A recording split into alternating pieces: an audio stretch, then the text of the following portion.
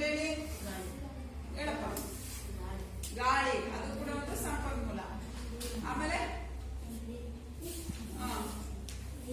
ನೀರು. ಆಮೇಲೆ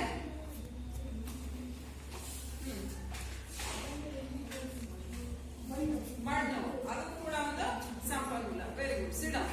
ಗಾಳಿ, ನೀರು, ಮಣ್ಣು, ಹೌದಾ? ಇವೆಲ್ಲವೂ ಕೂಡ ಎಂತ ಸಂಪನ್ಮೂಲಗಳು?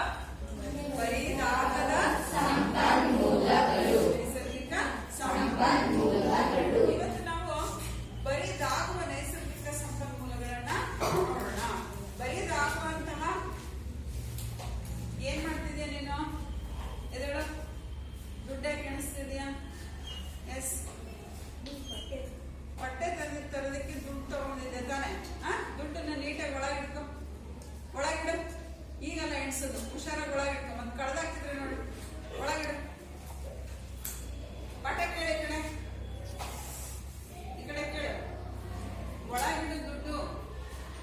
ನೋಡಿ, ದುಡ್ಡು ಯಾರೇ ತಗೊಬಂದ್ರು ಅದನ್ನ ಒಂದು ಟೀಚರ್ಸ್ ಕೈ ಕೊಡ್ಬೇಕು. ಜಾಸ್ತಿ ದುಡ್ಡು ತರಬಾರ್ದು, ಅದನ್ನ ಟೀಚರ್ ಹತ್ರ ಕೊಡ್ಬೇಕು. ನೀವು ಅಕಸ್ಮಾತ್ ಏನಾದ್ರು ತಂದಿದ್ರೆ ಟೀಚರ್ ಕೈಲಿ ಕೊಟ್ಟು ವಾಪಸ್ ಮನೆಗೆ ಹೋಗೋಕೆ ಇಸ್ಕೊಳ್ಳಿ. ಇಲ್ಲ ಅಂದ್ರೆ ನೀವು ದುಡ್ಡು ಇಟ್ಟು ಕಳ್ಕೊಂಡ್ರೆ ಅದಕ್ಕೆ ನಾವು ಜವಾಬ್ದಾರಿ. ಸರಿನಾ? ಓಕೆ, ಇವತ್ತು ನಾವು ಕಲ್ಲಿದ್ದಲಿನ ಬಗ್ಗೆ ನೋಡೋಣ. ಕಲ್ಲಿದ್ದಲು ಎಂತ ಸಂಪನ್ಮೂಲ? ಬರಿದಾಗುವ ನೈಸರ್ಗಿಕ ಸಂಪನ್ಮೂಲ. ಕಲ್ಲಿದ್ದಲಿಗೆ ಇಂಗ್ಲಿಷ್ ನಲ್ಲಿ ಏನಂತಾರೆ? ಕೋಲ್. ಏನಂತಾರೆ? ಕೋಲ್. ಕೋಲ್. ಬರಿದಾಗುವ ನೈಸರ್ಗಿಕ ಸಂಪನ್ಮೂಲಗಳಿಗೆ ಉದಾಹರಣೆ ಅಂತ ಹೇಳಿದ್ರು. ಕಲ್ಲಿದ್ದಲು, ಪೆಟ್ರೋಲಿಯಂ, ಹೌದಾ? LPG ಗ್ಯಾಸ್ ಕೂಡ, ಸೀಮೆ ಎಣ್ಣೆ, ಇವೆಲ್ಲವೂ ಕೂಡ ಬರಿದಾಗುವ ನೈಸರ್ಗಿಕ ಸಂಪನ್ಮೂಲಗಳು. ಅದರಲ್ಲಿ ಮೊದಲೇ ನಾವು ಯಾವ್ದ್ರ ಬಗ್ಗೆ ನೋಡೋಣ? ಕಲ್ಲಿದ್ದಲು. ಈ ಕಲ್ಲಿದ್ದಲು ಎಲ್ಲಿ ಸಿಗುತ್ತೆ ಅಂತ ನೋಡೋಣ. ಫಸ್ಟ್ಗೆ ಕಲ್ಲಿದ್ದಲಿನ ದೊರಕುವಿಕೆ ಮಕ್ಕಳೇ. ಎಲ್ಲಿ ಸಿಗುತ್ತೆ ಇದು ಕಲ್ಲಿದ್ದಲು? ಮಣ್ಣಲ್ಲಿ ಸಿಗುತ್ತಾ, ನೀರಲ್ಲಿ ಸಿಗುತ್ತಾ, ಆಕಾಶದಲ್ಲಿ ಇರುತ್ತಾ? ಎಲ್ಲಿರುತ್ತೆ ಅದು?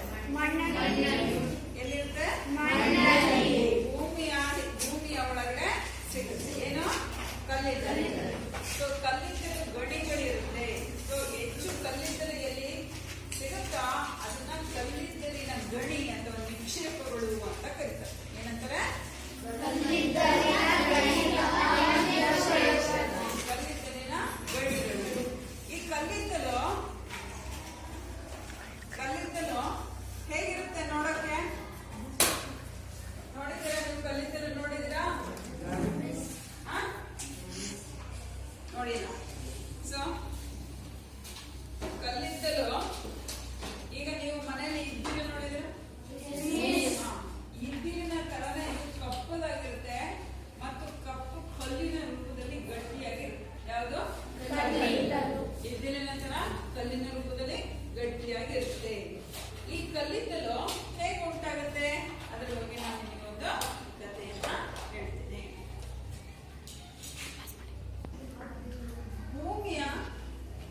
ಭೂಮಿಯ ಒಳಗೆ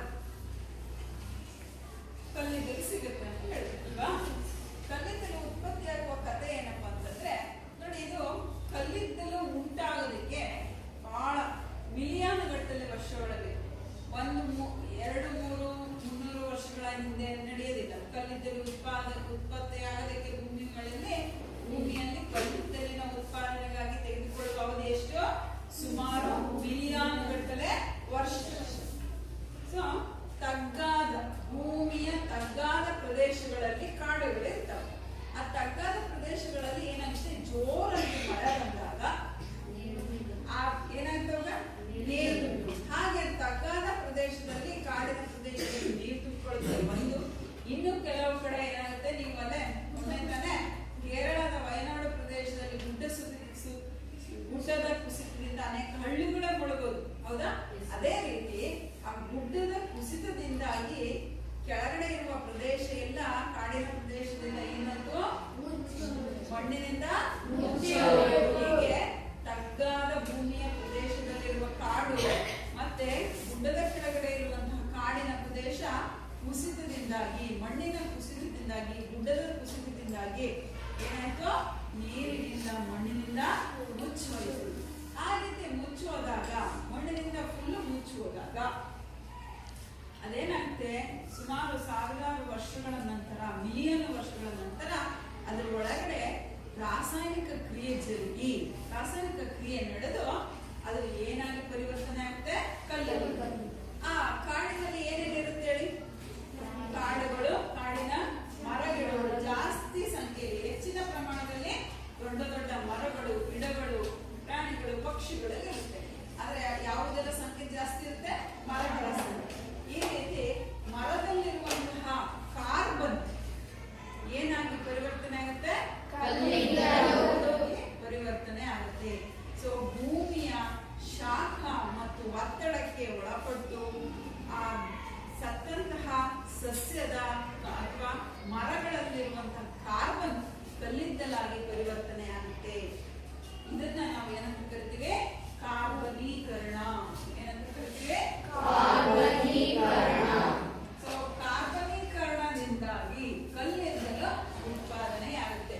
ಸೊ ಸುಮಾರು 300 ಮಿಲಿಯನ್ ವರ್ಷಗಳವರೆಗೆ ಕಾಡಿನಲ್ಲಿರುವಂತಹ ಕಾಡಿನ ಮರಗಳು ಭೂಮಿಯ ಒಳಗೆ ಹೂತು ಹೋಗಿ ರಾಸಾಯನಿಕ ಕ್ರಿಯೆ ನಡೆದು ಭೂಮಿಯ ಶಾಖ ಮತ್ತು ಒತ್ತಡಕ್ಕೆ ಒಳಪಟ್ಟು ಅವು ಅದರ ಸಸ್ಯದಲ್ಲಿರುವಂತಹ ಕಾರ್ಬನ್ ಕಲ್ಲಿದ್ದಲಾಗಿ ಪರಿವರ್ತನೆ ಆಗುತ್ತದೆ. ಇದನ್ನೇನಂತ ಕರಿತೀವಿ?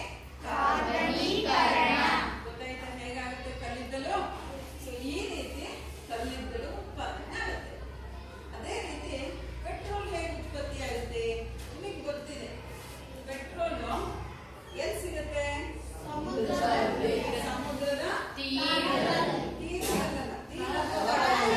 ತಳಭಾಗದಲ್ಲಿ ಪೆಟ್ರೋಲ್ ಸಿಗುತ್ತೆ.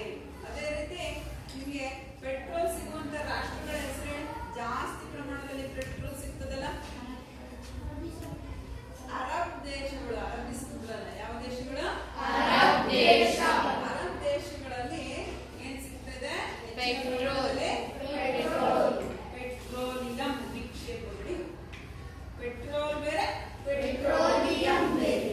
ಅರ್ಥ ಆಯ್ತಾ? ಅದು ಏನು ಅಂತ ನೆಕ್ಸ್ಟ್ ಹೇಳ್ತೀನಿ ನಾನು. ಪೆಟ್ರೋಲ್ ಹೆಂಗೆನಾ? ಪೆಟ್ರೋಲಿಯಂ ಒಂದು ಕಚ್ಚಾ ತೈಲ, ಅದರಿಂದ ಪೆಟ್ರೋಲ್ ಅನ್ನ ತಯಾರು ಮಾಡ್ತೀವಿ. ಅದರ ಬಗ್ಗೆ ಆಮೇಲೆ ತಿಳ್ಕೊಳ್ಳೋಣ. ಫಸ್ಟ್ ನಾವು ಕಲ್ಲಿದ್ದಲನ್ನ ಹೇಗೆ ಉತ್ಪತ್ತಿ ಆಗುತ್ತೆ ಅನ್ನೋ ಕಥೆಯನ್ನ ನಿಮ್ಗೆ ಹೇಳಿದೆ, ಹೌದಲ್ಲ? ಸೊ ಈ ಕಲ್ಲಿದ್ದಲನ್ನ ತಯಾರಿಕೆ, ಕಲ್ಲಿದ್ದಲಿನ ಉಂಟಾಗುವಿಕೆಯಲ್ಲಿ ನಡೆಯುವಂತಹ ರಾಸಾಯನಿಕ ಕ್ರಿಯೆ ಯಾವುದು? ಕಾರ್ಬನೀಕರಣ. ಅರ್ಥ ಆಯ್ತಾ? ಈ ಕಾರ್ಬನೀಕರಣದಿಂದಾಗಿ ಕಲ್ಲಿದ್ದಲು ಉತ್ಪಾದನೆ ಆಗುತ್ತೆ. ಈ ಕಲ್ಲಿದ್ದಲನ್ನ ಉಪಯೋಗಗಳೇನು ಅಂತ ನೋಡೋಣ. ಅದಕ್ಕಿಂತ ಮುಂಚೆ ಕಾರ್ಬನೀಕರಣ ಅಂದ್ರೇನು ಅಂತ ಬರೆಯೋಣ. ಓಕೆನಾ? ಬರ್ಕೊಳ್ಳಿ. ಸತ್ತ ಸಸ್ಯವರ್ಗ ನಿಧಾನವಾಗಿ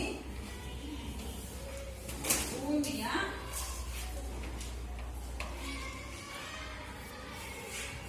ಅಧಿಕ ಶಾಖ ಮತ್ತು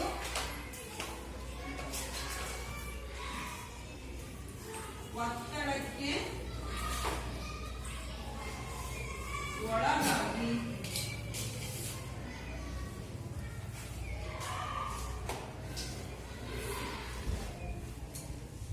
ಕಲ್ಲಿದ್ದಲಾಗಿ ಪರಿವರ್ತನೆಯಾಗುವ ಪ್ರಕ್ರಿಯೆಗೆ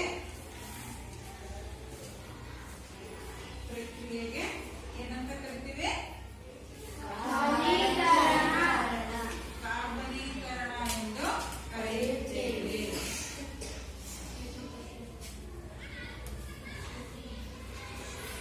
ನೆಕ್ಸ್ಟ್ ನೋಡಿ, ಗೌರ್ಮೆಂಟ್ ಬರೆಯಲ್ಲ, ನಾವು ನೀವೇ ಬರ್ಕೋಬೇಕು. ಓಕೆನಾ? ನಿಧಾನ ಆಗುತ್ತೆ ಅಂತ ನಾನು ಹೇಳ್ತೇನೆ, ಬರ್ತಿದ್ದೀನಿ ಅಷ್ಟೇನೆ, ತಪ್ಪಿಲ್ಲಂಗೆ ಬರ್ಕೋಬೇಕು. ಸೊ ಬಹಳ ಮಂದಿ, ಬಹಳ ಜನ ತಪ್ಪು ಬರೀತೀರ ಅಂತ ನಾನು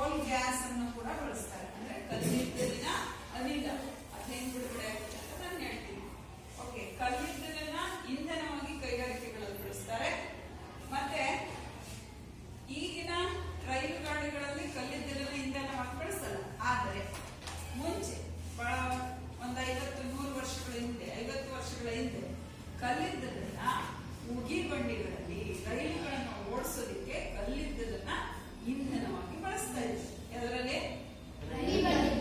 ಉಗಿ ಬಂಡಿ ಅಥವಾ ರೈಲುಗಳಲ್ಲಿ ಕಲ್ಲಿದ್ದಲನ್ನ ಏನೇನು ಬಳಸ್ತಾ ಇದ್ರು? ರೈಲುಗಳಲ್ಲಿ ಇಂಧನವಾಗಿ ಬಳಸ್ತಾ ಇದ್ರು. ಆದ್ರೆ ಈಗೇನು ಉಪಯೋಗಿಸ್ತಾ ಇದಾರೆ? ಡೀಸೆಲ್ ಅಥವಾ ವಿದ್ಯುತ್ ಪೆಟ್ರೋಲ್ ಅಲ್ಲ, ಏನ್ ಬಳಸ್ತಾ ಇದಾರೆ? ವಿದ್ಯುತ್ತಿನ ರೈಲುಗಳಿದೆ. ಅರ್ಥ ಆಯ್ತಾ? ಸೊ ಕಲ್ಲಿದ್ದಲಿನ ಅನೇಕ ಕೋಲ್ ಗ್ಯಾಸ್ ಕಲ್ಲಿದ್ದಲು ಅನಿಲದ ತಯಾರಿಕೆಯಲ್ಲಿ ಬಳಸ್ತಾರೆ. ಏನ್ ತಯಾರಿಕೆಯಲ್ಲಿ? ಕಲ್ಲಿದ್ದಲು ಅನಿಲ. ಕಲ್ಲಿದ್ದಲಿನ ಅನಿಲದ ತಯಾರಿಕೆಯಲ್ಲಿ ಕಲ್ಲಿದ್ದಲನ್ನ ಬಳಸ್ತಾರೆ.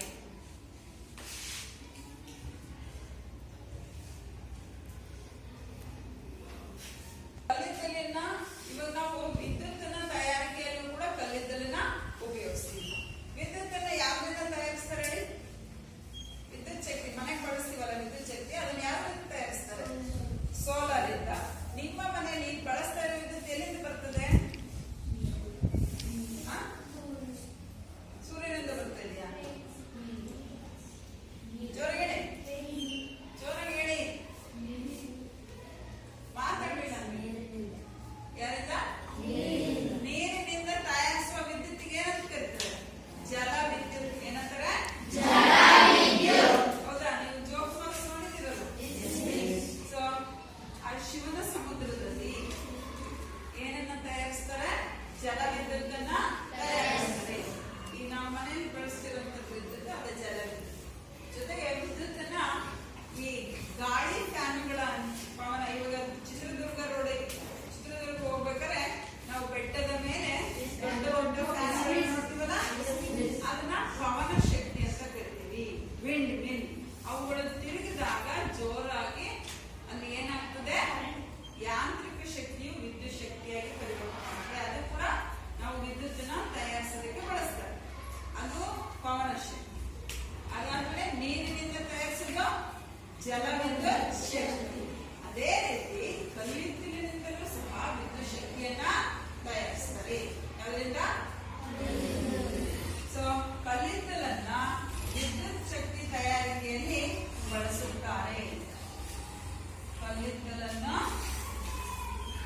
ವಿದ್ಯುತ್ ತಯಾರಿಕೆಯಲ್ಲಿ ಬಳಸ್ತಾರೆ. ಕಲ್ಲಿದ್ದಲಿಂದ ವಿದ್ಯುತ್ ಹೆಂಗ್ ತಯಾರಿಸ್ತಾರೆ ಗೊತ್ತಿದೆಯಾ ನಿಮ್ಗೆ? ಹೆಂಗ್ ಹೇಳಿ ನೋಡೋಣ. ಕಲ್ಲಿದ್ದಲಿಂದ ವಿದ್ಯುತ್ ಉತ್ಪಾದನೆ ಆಗುತ್ತಾ? ಕಲ್ಲಿದ್ದಲಿನ ಸಹಾಯದಿಂದ ನೀರನ್ನ ಕಾಯಿಸ್ತಾರೆ. ದೊಡ್ಡ ಪ್ರಮಾಣದಲ್ಲಿ ನೀರನ್ನ ಕಾಯಿಸ್ತಾರೆ.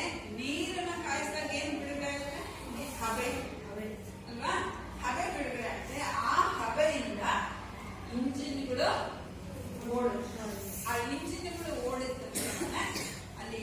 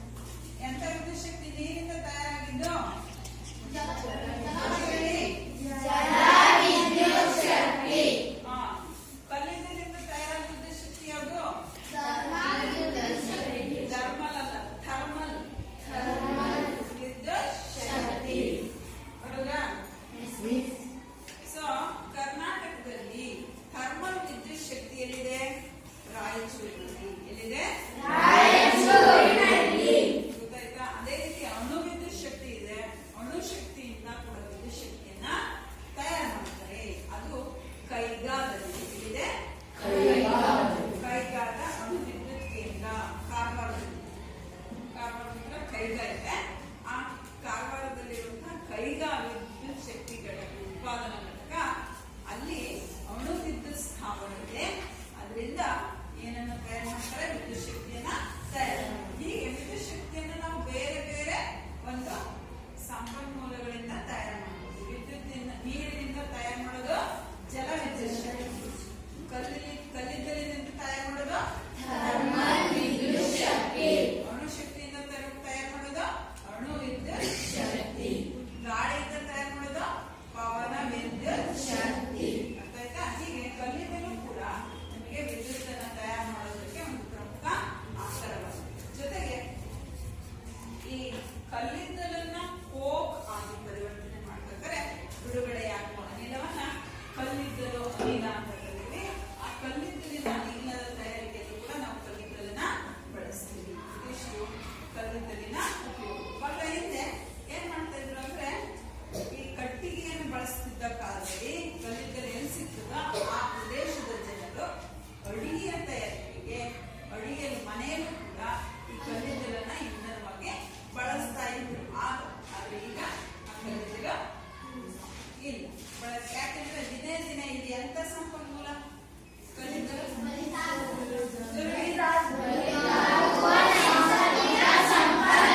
ಈ ರೀತಿ ದಿನೇ ದಿನೇ ಮನುಷ್ಯನ ಬಳಕೆಗಾಗಿ ದಿನೇ ದಿನೇ ಇದರ ಪ್ರಮಾಣ ಏನಾಗ್ತದೆ? ಕಡಿಮೆ ಆಗ್ತಾ ಇದೆ. ಆದ್ರಿಂದ ಇವುಗಳನ್ನು ಬಹಳನೇ ನಾವು ಏನಾಗಿ ಸಮಯೋಚಿತವಾಗಿ ಬಹಳ ನಿರ್ದಿಷ್ಟ ಪ್ರಮಾಣದಲ್ಲಿ ಬಹಳ ವಿವೇಚನೆಯಿಂದ ನಾವು ಕಲ್ಲಿದ್ದಲನ್ನ ಬಳಸಬೇಕು. ಈ ಕಲ್ಲಿದ್ದಲನ್ನ ನಾವು ಸರಿಯಾಗಿ ಯಥೇಚ್ಛವಾಗಿ ಬಳಸಿ ಈಗಲೇ ಖಾಲಿ ಮಾಡಿಬಿಟ್ರೆ ಸರಿ ಅಲ್ವಾ? ಬೇರೆ ದೇಶಗಳಿಗೆ ಸುಮ್ಮನೆ ರಫ್ತು ಮಾಡಿಬಿಟ್ರೆ ನೆಕ್ಸ್ಟ್ ಏನು? ಕಲ್ಲಿದ್ದಲಿಗಾಗಿ ನಮಗೆ ಬೇಕು ಅಂದ್ರೆ ನಮ್ಮ ದೇಶದಲ್ಲಿರುವ ಕಲ್ಲಿದ್ದಲನ್ನ ಉಪಯೋಗಿಸ್ತಾ ಇದೀವಿ. ಸಾಕಾಗ್ಲಿಲ್ಲ ಅಂದ್ರೆ ಬೇರೆ ದೇಶದಿಂದ ಕೊಂಡ್ಕೊಳ್ಬೇಕಾಗುತ್ತೆ. ಹೌದಾ? ನಾವು ನಮ್ಮ ದೇಶ ಸಂಪದ್ಭರಿತವಾಗಿರ್ಬೇಕು ಅಂದ್ರೆ ನಾವು ಏನಾಗಿರ್ಬೇಕು? ನಾವು ಸ್ವಾವಲಂಬಿ ದೇಶ ಆಗ್ಬೇಕು ಅಂದ್ರೆ ನಮ್ಮ ದೇಶದಲ್ಲಿ ಎಲ್ಲ ಸಂಪನ್ಮೂಲಗಳು ಬೇಕು. ಕೈಗಾರಿಕೆಗಳನ್ನು ನಡೆಸಬೇಕು ಅಂದ್ರೆ ನಮ್ಮ ದೇಶದಲ್ಲಿ ಕಲ್ಲಿದ್ದಲನ್ನ ಆಗಲಿ ಬೇರೆ ವಿವಿಧ ಸಂಪನ್ಮೂಲಗಳನ್ನ ನಾವು ಸಂರಕ್ಷಿಸಬೇಕು. ಇದನ್ನ ವಿವೇಚನೆಯಿಂದ ಬಳಸಲಿಲ್ಲ ಅಂದ್ರೆ ಏನಾಗ್ತದೆ? ಅವು ಬಹಳ ಬೇಗ ಮುಗಿದು ಹೋಗ್ತವೆ. ನಾವು ಸಂಪನ್ಮೂಲಗಳಿಗೋಸ್ಕರ ಏನ್ ಮಾಡ್ಬೇಕು? ಬೇರೆ ದೇಶವನ್ನ ಕೈ ಚಾಚಬೇಕಾಗುತ್ತೆ. ನಾವು ಸ್ವಾವಲಂಬಿ ದೇಶ ಆಗಲಿಲ್ಲ. ಆದ್ರಿಂದ ನಾವು ಕಲ್ಲಿದ್ದಲನ್ನು ವಿವೇಚನೆಯಿಂದ ಬಳಸಬೇಕು. ಈಗ ನೆಕ್ಸ್ಟ್ ನಾವು ಕೋಲ್ ಬಗ್ಗೆ ನೋಡೋಣ. ಕೋಲ್ ಯಾವುದು? ಈಗ ಕೋಲ್ ಬಗ್ಗೆ ನೋಡಿದ್ವಿ. ಕೋಲ್ ಅಂದ್ರೆ ಕಲ್ಲಿ. ನೆಕ್ಸ್ಟ್ ಯಾವುದು? ಕೋಲ್. ಬರೀರಿ ಕೋಲ್.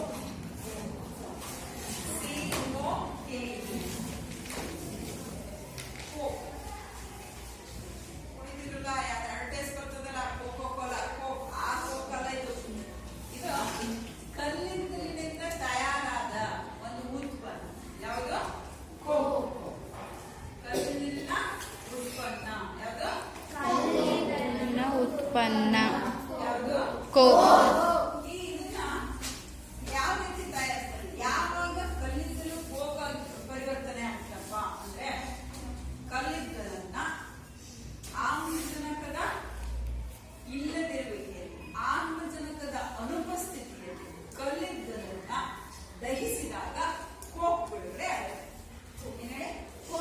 ಆಮ್ಲಜನಕದ ಅನುಪಸ್ಥಿತಿಯಲ್ಲಿ ಕಲ್ಲಿದ್ದಲನ್ನ ದಹಿಸಿದಾಗ ಕೋಕ್ ಬಿಡುಗಡೆ ಆಗುತ್ತೆ.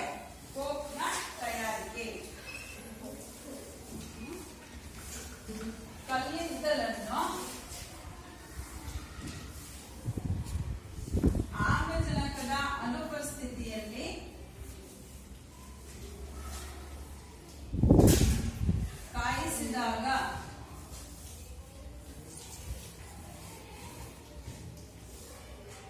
ಕಾಯಿಸಿದಾಗ ಕೋಕ್ ಉತ್ಪಾದನೆಯಾಗುತ್ತದೆ. ಕೋಕ್ ಉತ್ಪತ್ತಿ ಆಗುತ್ತದೆ. ಈ ಕೋಕ್ ಅನ್ನು ಕೂಡ ಇಂಧನವಾಗಿ ಬಳಸ್ತಾರೆ. ಎಲ್ಲಿ? ಕೈಗಾರಿಕೆಗಳು. ಕಬ್ಬು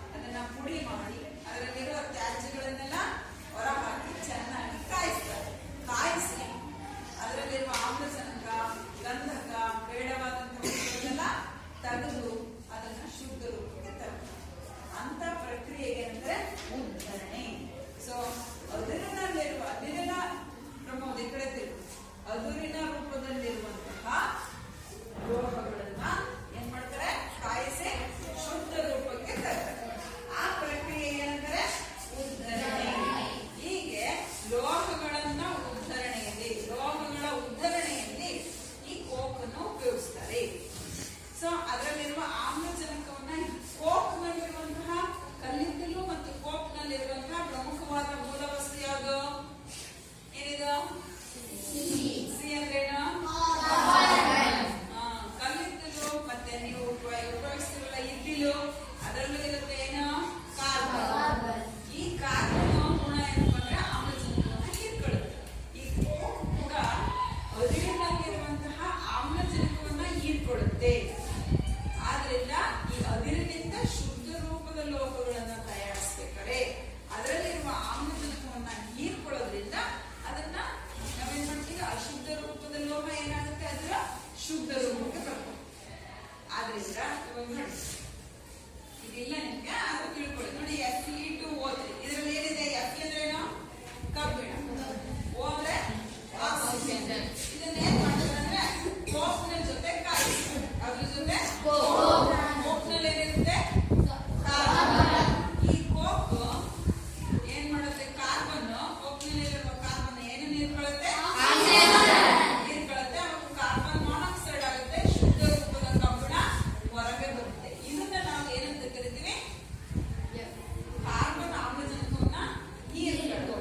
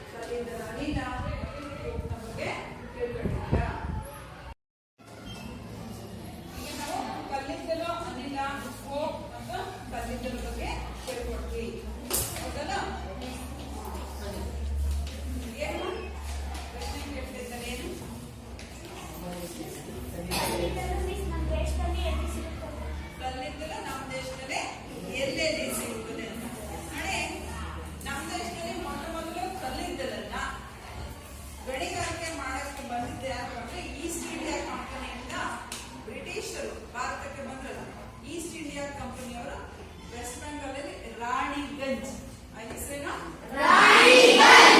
ಅಲ್ಲಿ ಮೊಟ್ಟ ಮೊದಲು ಕಲ್ಲಿದ್ದಲ ನಿಕ್ಷೇಪವನ್ನ ಅವರು ಅದು ತೋರಿಸ್ಕೊಟ್ರು. ಅದರಿಂದ ಕಲ್ಲಿದ್ದಲನ್ನ ಉಪಯೋಗಿಸಿ ಅವ್ರ ದೇಶಕ್ಕೆ ತೆಗೆದುಕೊಂಡು ಕೈಗಾರಿಕೆಯನ್ನ ಸ್ಥಾಪನೆ ಆಯ್ತಲ್ಲ, ಕೈಗಾರಿಕೆ ಕ್ರಾಂತಿಯಾಗಿ ಮೊಟ್ಟ ಮೊದಲು ಕೈಗಾರಿಕೆ ಇಂಗ್ಲೆಂಡ್ ನಲ್ಲಿ ಯುರೋಪ್ ದೇಶಗಳಲ್ಲಿ ಬಂತು. ಹೌದಾ? ಆ ಕಲ್ಲಿದ್ದಲನ್ನ ನಮ್ಮ ದೇಶದಿಂದ ಅಲ್ಲಿಗೆ ಕೊಂಡೊಯ್ತಾ ಇದ್ರು. ಸೊ ಭಾರತದ ವೆಸ್ಟ್ ಬೆಂಗಾಲ್ ನಲ್ಲಿ ಹೌದಾ, ಅಲ್ಲಿ ರಾಣಿಗಂಜ್ ಎಂಬ ಪ್ರದೇಶದಲ್ಲಿ ಮೊಟ್ಟ ಮೊದಲು ಕಲ್ಲಿದ್ದಲನ್ನ ಅವರು ಗಣಿಗಾರಿಕೆಯನ್ನ ಮಾಡಿದ್ರು. ಇದಲ್ಲದೆ ಜಾರ್ಖಂಡ್ ಮತ್ತೆ ಛತ್ತೀಸ್ಗಢ, ಜಾರ್ಖಂಡ್ ಛತ್ತೀಸ್ಗಢ ನಲ್ಲೂ ಕೂಡ ವೆಸ್ಟ್ ಬೆಂಗಾಲ್ ಈ ಮೂರು ಪ್ರದೇಶಗಳಲ್ಲಿ ಅತ್ಯಂತ ಹೆಚ್ಚು ಪ್ರಮಾಣದ ಕಲ್ಲಿದ್ದಲಿಗೆ ಸಿಕ್ಕಿತು.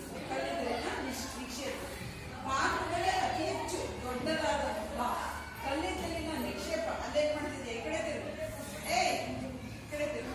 ಕಲ್ಲಿದ್ದಲಿನ ನಿಕ್ಷೇಪ ಎಲ್ಲಿ ಸಿಗ್ತದಪ್ಪ ಅಂದ್ರೆ, ಕಲ್ಲಿದ್ದಲಿನ ದೊಡ್ಡ ನಿಕ್ಷೇಪ ಎಲ್ಲಿದೆಯಪ್ಪ ಅಂದ್ರೆ ಡಿಯೋಚಾ ಪಚಾಮಿ ಎಂಬಂತಹ ಒಂದು ಸ್ಥಳದಲ್ಲಿ ಕಲ್ಲಿದ್ದಲ ದೊಡ್ಡ ಭಾರತದ ಅತ್ಯಂತ ದೊಡ್ಡ ಕಲ್ಲಿದ್ದಲಿನ ನಿಕ್ಷೇಪ ಡಿಯೋಚಾ ಪಚಾಮಿ. ಡಿಯೋಚಾಂಬಚಾಮಿ ಭಾರತದ ಅತ್ಯಂತ ದೊಡ್ಡ ಕಲ್ಲಿದ್ದಲಿನ ಸಿಗುವಂತಹ ಗಡಿ ಡಿಯೋಚಾ ಪಚಾಮಿ. ಸೊ ಈಗ ನಮ್ಮ ದೇಶದಲ್ಲಿ ಛತ್ತೀಸ್ಗಢ ಮತ್ತೆ ಜಾರ್ಖಂಡ್, ವೆಸ್ಟ್ ಬೆಂಗಾಲ್, ಪಶ್ಚಿಮ ಬಂಗಾಳ ಇವು ಕಲ್ಲಿದ್ದಲು ದೊರೆಯುವಂತಹ ಅತ್ಯಂತ ದೊಡ್ಡ ಪ್ರದೇಶಗಳು. ಈಗ ನಾವು ಪೆಟ್ರೋಲಿಯಂನ ಬಗ್ಗೆ ನೋಡೋಣ. ಕಲ್ಲಿದ್ದಲು ಹೇಗೆ ಒಂದು ನೈಸರ್ಗಿಕ ಸಂಪನ್ಮೂಲವು, ಹಾಗೆ ಪೆಟ್ರೋಲಿಯಂ ಕೂಡ ಒಂದು ನೈಸರ್ಗಿಕ ಸಂಪನ್ಮೂಲ. ನೆಕ್ಸ್ಟ್ ಹೇಳಿ ಬರೋಣ, ಪೆಟ್ರೋಲಿಯಂ. ಪೆಟ್ರೋಲಿಯಂ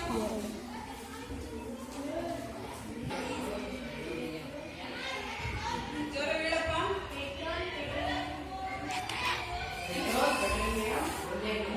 ಪೆಟ್ರೋಲ್ ಮತ್ತು ಪೆಟ್ರೋಲಿಯಂ ಎರಡು ಒಂದೇ ಅಂತ ಕೇಳ್ತಿದ್ದೆ ನಾವು. ಪೆಟ್ರೋಲ್ ಬೇರೆ, ಪೆಟ್ರೋಲಿಯಂ ಬೇರೆ. ನೋಡಿ, ಇದು ಪೆಟ್ರೋಲಿಯಂ ಇದು ಒಂದು ಕಚ್ಚಾ ತೈಲ. ಏನಿದು ಕಚ್ಚಾ ತೈಲ. ಇದನ್ನ ನಾವು ದ್ರವ ಬಂಗಾರ ಅಂತ ಕೂಡ ಕರಿತೀವಿ. ಯಾವುದಕ್ಕೆ? ಪೆಟ್ರೋಲಿಯಂ.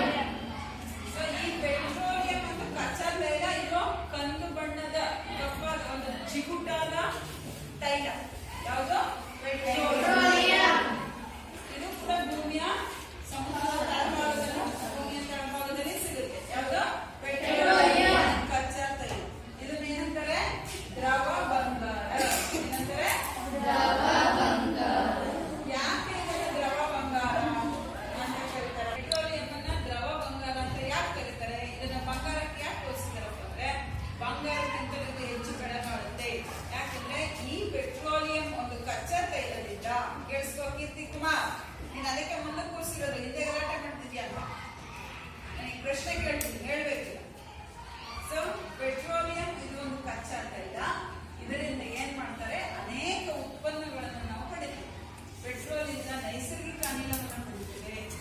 ಪೆಟ್ರೋಲಿಯಂ ಇಂದ ನೆಕ್ಸ್ಟ್ ಪೆಟ್ರೋಲ್, ಡೀಸೆಲ್, ಸೀಮೆ ಎಣ್ಣೆ, ನೆಕ್ಸ್ಟ್ ಗ್ಯಾಸೋಲಿನ್, LPG, ಹೌದಾ?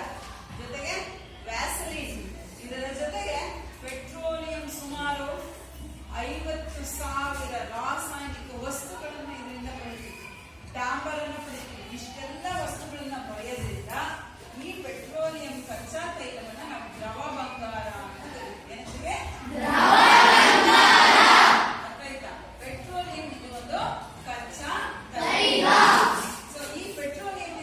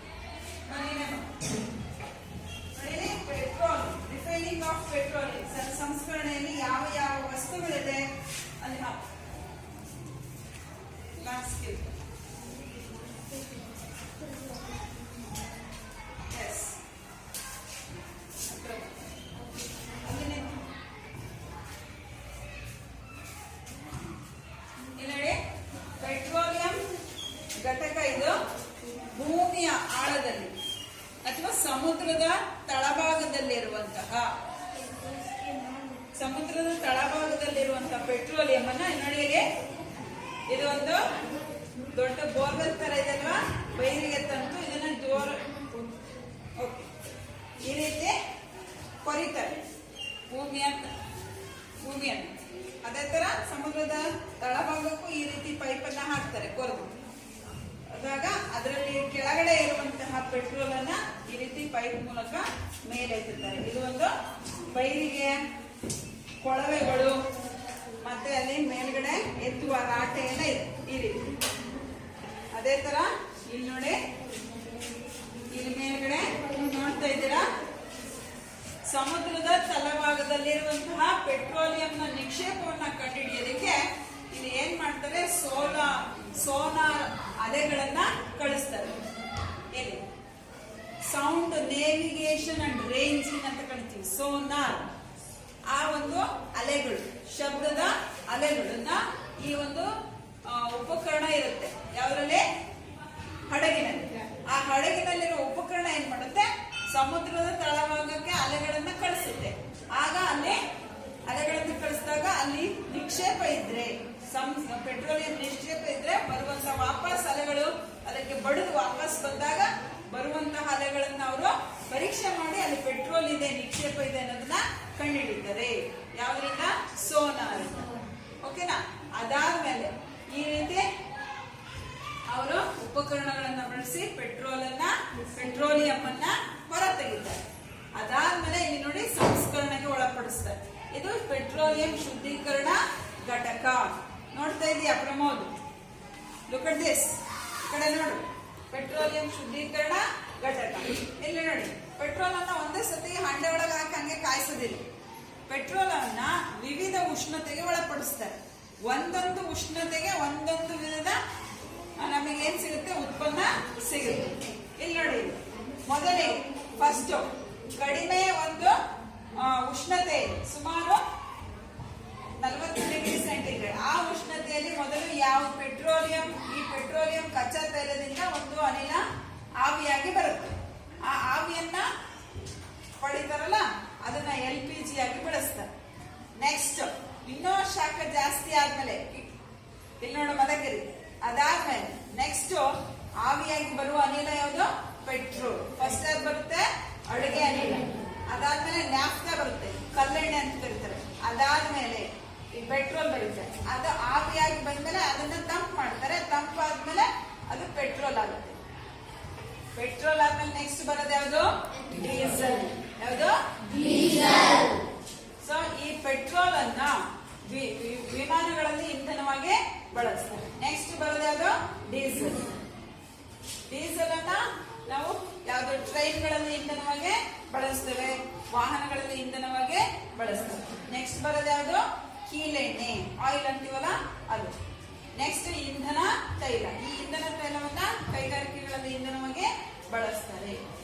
ನೆಕ್ಸ್ಟ್ ಬರೋದು ಲಾಸ್ಟ್ ಬರೋದು ಯಾವುದು, ಡಾಂಬರ್. ಈ ರೀತಿ ವಿವಿಧ ಉಷ್ಣತೆಗಳಲ್ಲಿ ಪೆಟ್ರೋಲ್ ಅನ್ನ ಕಾಯಿಸಿದಾಗ ನಮಗೆ ಬೇರೆ ಬೇರೆ ಉತ್ಪನ್ನಗಳು ಬರುತ್ತೆ. ಇದನ್ನ ನಾವು ಪೆಟ್ರೋಲಿಯಂ ಉತ್ಪಾದನಾ ಘಟಕ ಅಥವಾ ರಿಫೈನಿಂಗ್ ಆಫ್ ಪೆಟ್ರೋಲಿಯಂನ ಸಂಸ್ಕರಣಾ ಘಟಕ ಅಂತ ಕರಿತೀವಿ. ಯಾವುದರ ಸಂಸ್ಕರಣ ಇದು, ಅರ್ಥ ಆಯ್ತಾ? ಸೊ ಈಗ ನೀವು ಕಲ್ಲಿದ್ದಲು ಹೆಂಗ್ ಸಿಗುತ್ತೆ ಅಂತ ಗೊತ್ತಾಯ್ತು, ಎಲ್ಲೆಲ್ಲಿ ಸಿಗುತ್ತೆ ಗೊತ್ತಾಯ್ತು, ಕಲ್ಲಿದ್ದಲು ಹೆಂಗ್ ಉತ್ಪಾದನೆ ಆಗುತ್ತೆ ಗೊತ್ತಾಯ್ತು. ಆಮೇಲೆ ಪೆಟ್ರೋಲಿಯಂ ಹೆಂಗ್ ಉತ್ಪಾದನೆ ಆಗುತ್ತೆ, ಪೆಟ್ರೋಲ್ ಇಂದ ಯಾವ ವಸ್ತುಗಳು ಬರುತ್ತೆ ಅನ್ನೋದು ಗೊತ್ತಾಯ್ತು. ಹೌದಾ? ಓಕೆ, ಈಗ ನಿಮಗೆ ಕೇಳ್ತೀನಿ, ಕಲ್ಲಿದ್ದಲಿನಲ್ಲಿರುವ ಪ್ರಮುಖವಾದ ಮೂಲ ವಸ್ತು ಯಾವುದು? ಕಲ್ಲಿದ್ದಲಿನಲ್ಲಿ ಯಾವ ಮೂಲ ವಸ್ತು ಇದೆ ಅಂತ ಹೇಳಿ ದಿವ್ಯಾ? Very good. ಯಾವುದು? Very good. ಕಲ್ಲಿದ್ದಲಿನಲ್ಲಿರುವ ಮೂಲ ವಸ್ತು ಯಾವುದು? ಪೆಟ್ರೋಲಲ್ಲಿ ಯಾವ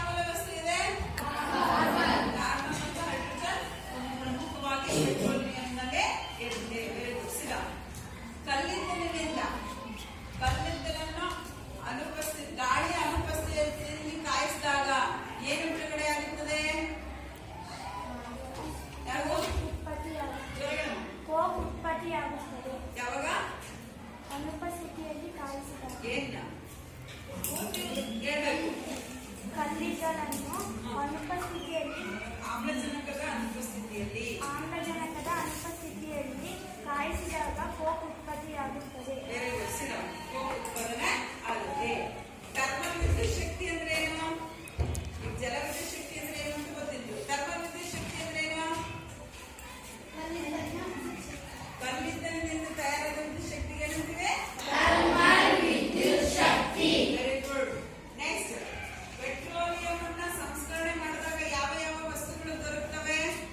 ಹೊರಗಡೆ ಯಾವ ಉತ್ಪನ್ನಗಳು ಯಾವುದು? ಹೇಳ್ಕೊಳ್ಳಿ. ಫಸ್ಟ್ ಬರೋದು ಯಾವುದು?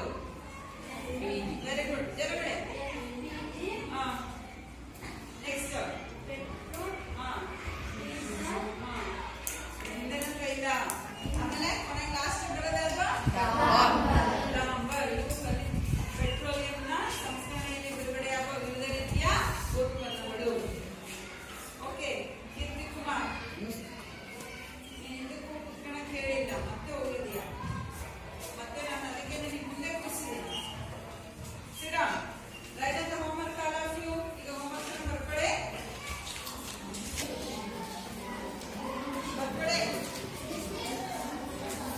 ಕಾರ್ಬನೀಕರಣ ಎಂದರೇನು?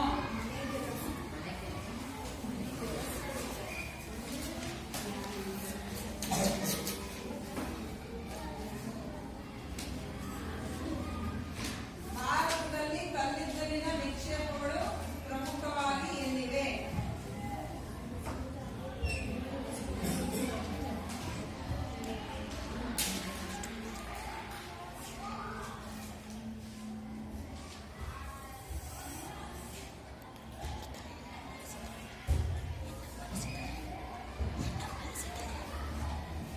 ಪ್ರಮುಖ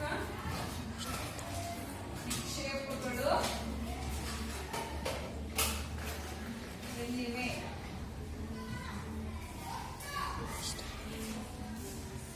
ಕಲ್ಲಿದ್ದಲಿನ ಉಪಯೋಗ ಬರೆಯಿರಿ.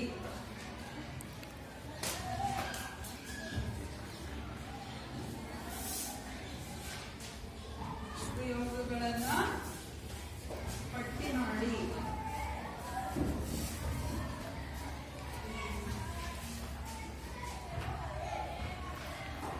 ನೆಕ್ಸ್ಟ್, ಕೋಕ್ ಅನ್ನು ಹೇಗೆ ಪಡೆಯಬಹುದು? ಮದಕರಿ, ಏನ್ ಮಾಡ್ತಿದ್ಯಾ? ಬರೀಬೇಕು.